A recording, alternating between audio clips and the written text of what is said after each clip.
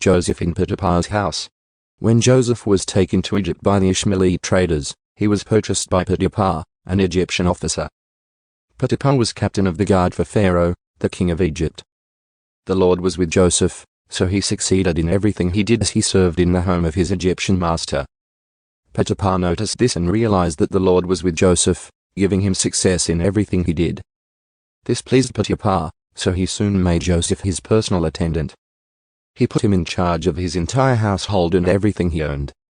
From the day Joseph was put in charge of his master's household and property, the Lord began to bless Potiphar's household for Joseph's sake.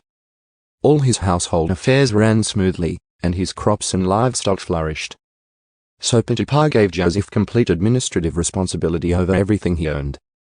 With Joseph there, he didn't worry about a thing, except what kind of food to eat. Joseph was a very handsome and well-built young man, and Potiphar's wife soon began to look at him lustfully. "Come and sleep with me," she demanded. But Joseph refused. "Look," he told her, "my master trusts me with everything in his entire household. No one here has more authority than I do. He has held back nothing from me except you, because you are his wife. How could I do such a wicked thing? It would be a great sin against God." She kept putting pressure on Joseph day after day, but he refused to sleep with her, and he kept out of her way as much as possible. One day, however, no one else was around when he went in to do his work.